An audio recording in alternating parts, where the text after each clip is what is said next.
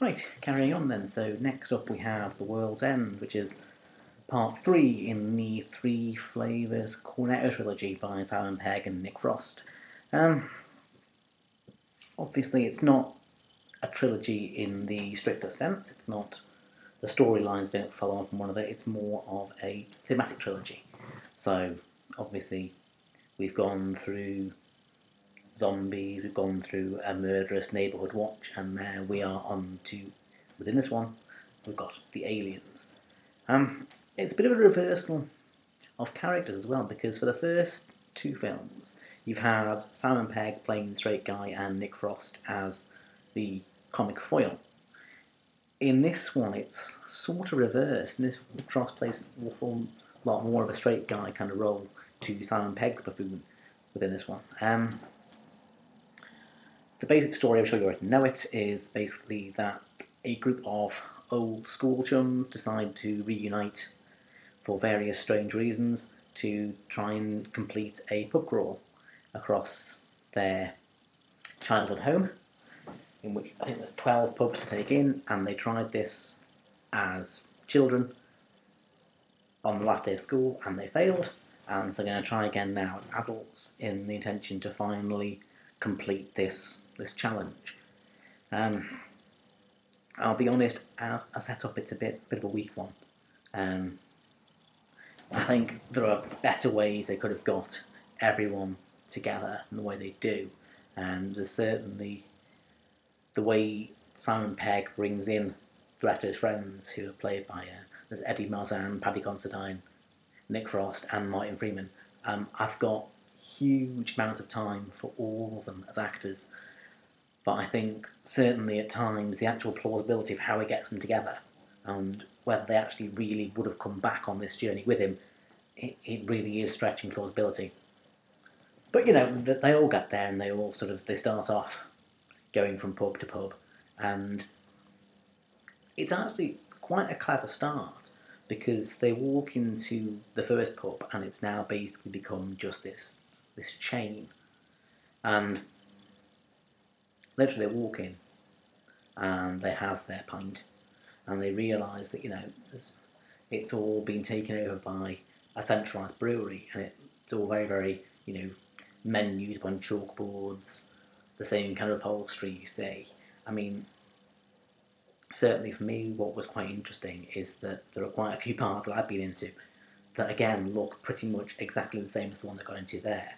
And I think that's sort of the element of the story I'm trying to say here, is that the culture of the English pub is now losing out. It's becoming a lot more centralised, homogenised, and basically just we're losing the identity of independent proprietors and pubs. They leave the first pub and enter the second one, and it looks identical to the first one. So this is what it's trying to say basically, is that by embracing this culture of cheap beer and chain pubs, all you get is a high street that looks exactly the same wherever you go in the country. And it's an important point to make, but that's sort of as far as it goes. I mean, the problem is that they realise that not just the bars look exactly the same, so do the clientele, and it sort of slowly dawns on them that this is a bit strange. I mean, there's one quite interesting scene where they walk down the high street as a gang, 5 abreast, and coming the other way are a gang of teenagers in hoods, and you sort of see them as they were back in their childhood against this current gang of hoodies, and you see the difference in generations. But again, it's another idea that's not really properly embraced. And this is the problem, because it's the kind of film that I would really want it to be incredibly good, because it is something that I do find that I really care about, is the fact that the independents and the places with any kind of personality tend to get chased off the high street in favour of what you now get as basically just global chains. And it does mean that every single high street you go to, you have the exact same stores in the exact same locations, all looking exactly the same, and that's what chains do to you. And so it's an issue that's close to my heart. But the problem is that you compare it to something like Hot Fuzz, which, even on the millionth watch, is still an incredibly funny film, and it still has its point to make. Whereas this one, I don't think it'll last as long in memory, because for its fun, it's not as funny for a start. I don't think Simon Pegg does the humorous guy act as well as Nick Frost does.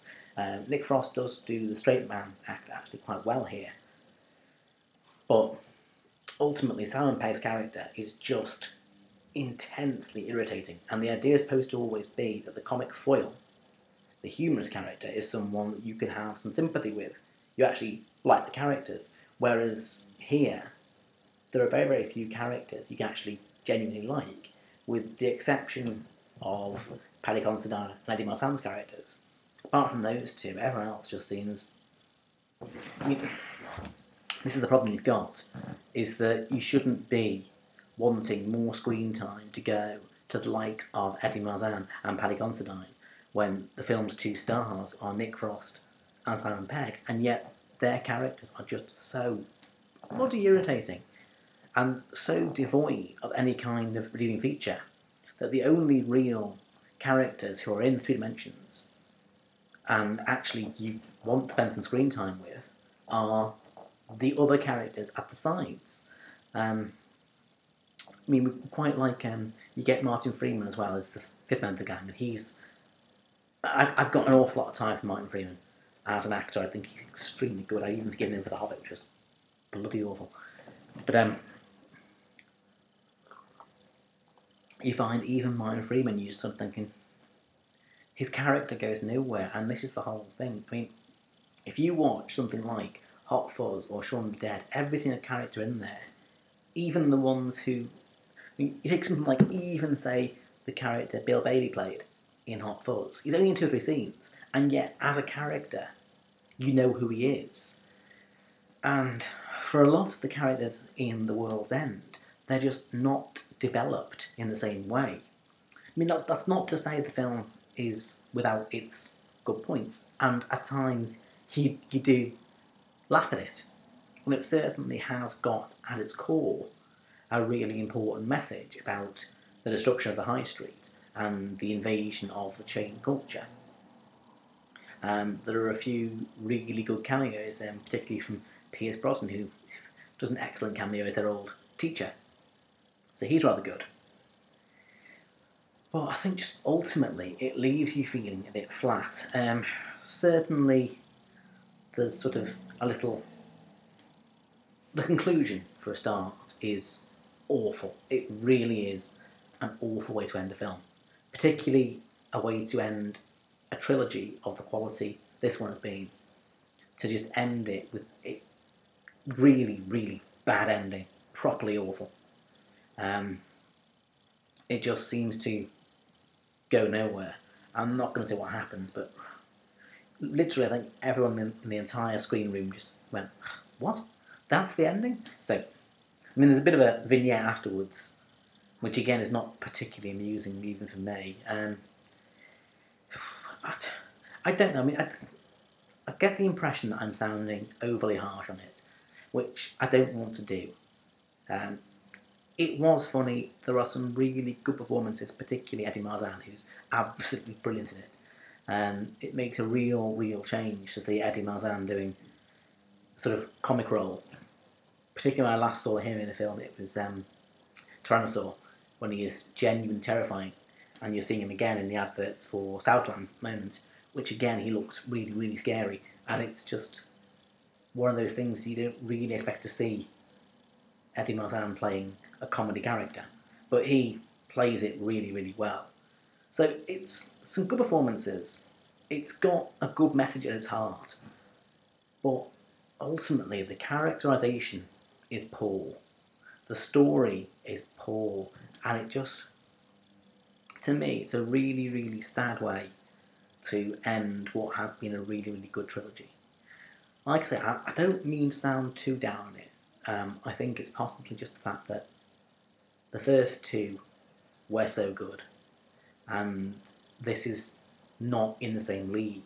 Now, whether it's because they're trying to reverse Brown, Pegg and Frost roles, I don't know, but for me, it just doesn't work. So it's a bit sad, but ultimately, I don't really think it's worth watching. So, which is in. Try.